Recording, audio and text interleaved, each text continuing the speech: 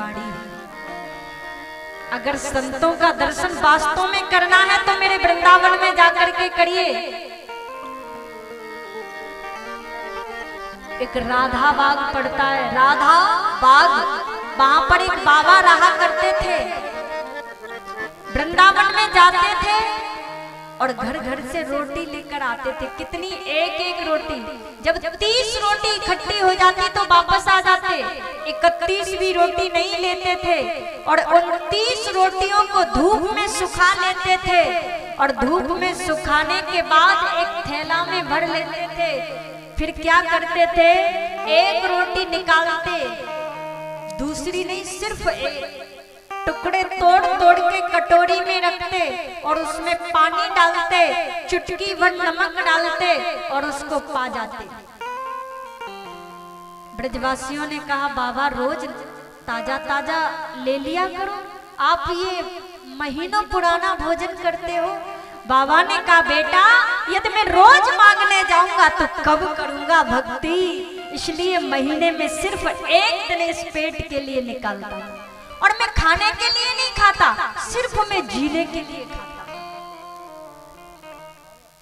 और ज्यादा खाने वाले की बुद्धि भी चली जाती है, ये कन्फर्म है। जो ज्यादा खाता है उसकी बुद्धि और भक्ति होती नहीं है। अगर माला भी जपेगा तो फॉर्मेलिटी करेगा, दिखावा, क्योंकि काम करेगा ही नहीं मन। इतना खा लोगे। कम खाकर के जो भक्ति करते हैं स्वस्थ रहते हैं और जिनके चेहरे भी बड़े सुंदर झलकते हैं, मेरे कृष्ण के प्रतीक बन जाते हैं वो। तो ज्यादा खाने वाले की मंद बुद्धि हो जाती है, इसलिए खाना भी कम चाहिए।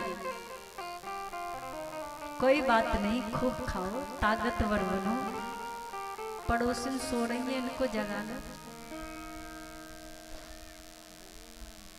कितने थक जाते हैं। दोनों हाथ उठा के राधा रानी की। अब देखो सुखदेव जी हैं,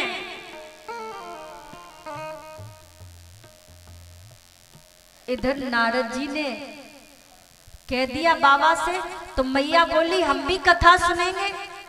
बाबा ने कहा ठीक है, हम कथा सुनाएंगे। कथा सुनाने लगे तो कथा सुनते सुनते पार्वती सो गई। पीछे पड़ा था एक सुख पक्षिणी के गर्भ से प्रादुर्भाव हुआ था, फूटा हुआ अंडा, जिससे एक सुख का प्रादुर्भाव हो चुका था।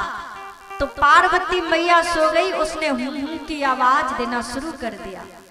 बाबा ने नेत्र खोले, मैया सो रही, पीछे मुड़ के देखा तो इसमें बहुत पार्वती मैया बैठी है जो सो रही है। एक मैया आई वृंदावन में, बोली, जब हम दिल्ली की रहने वाली थी, दिल्ली में रहती थी रोहिणी में, तो बोली अगर हम दिल्ली रहते हैं तो नींद की 4-4 गोली खा लेते, नींद नहीं आती। और व्यास जी आपकी कथा में बैठते ही नींद आ जाती है। मैंने कहा अच्छा हाँ। तो मैंने कहा मैया नींद किसको नहीं आती है जानती हो? जिसको टेंशन होता है, बहुत सारे टेंशन होते हैं, उसको नींद नहीं आती है। और जिसको सुख मिलता है उसको तुरंत नींद आती है।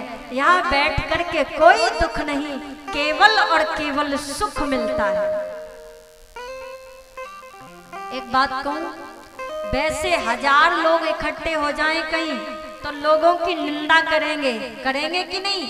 लेकिन मेरे कृष्ण की, मेरे राम जी की ऐसी कथा है, इसमें बैठकर कोई निंदा नहीं कर सकता। इतनी कृपा होती है। नहीं तो देखो ये माता बहनें कई मिल जाए तो कहती हैं अरे बहन क्या बताएं, हमारी सास बड़ी लड़ने वाली है। किन किन की सास लड़ती है हाथ उठा दियो।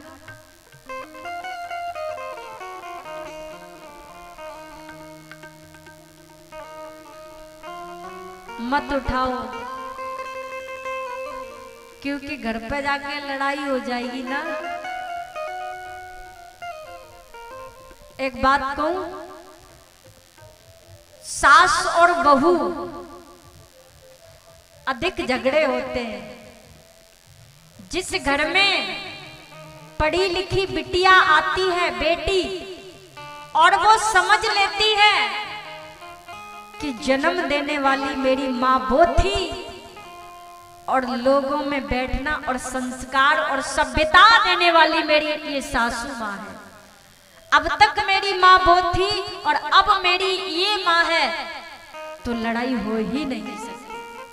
और वही सासू माँ समझ ले आज से यही मेरी बेटी है, तो लड़ाई हो ही नहीं सकती। दोनों के विचार बदल जाएं, सासू माँ बेटी समझे और बहू समझे अपनी माँ सासू माँ को, तो लड़ाई हो ही नहीं सकती।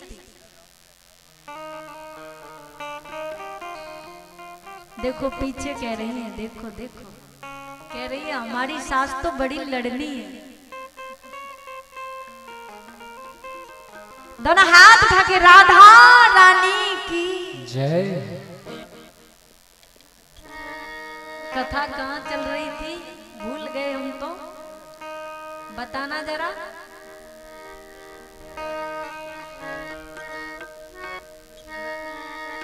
बताइयो।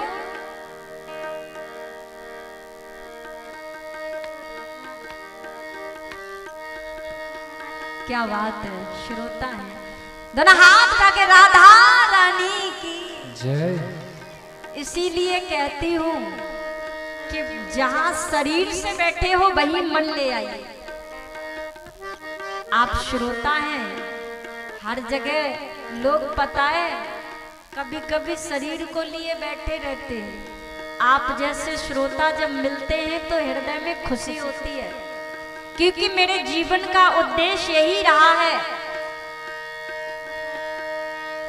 ठाकुर जी की सेवा करते हुए, कथा की सेवा करते हुए 8 वर्ष हो गए।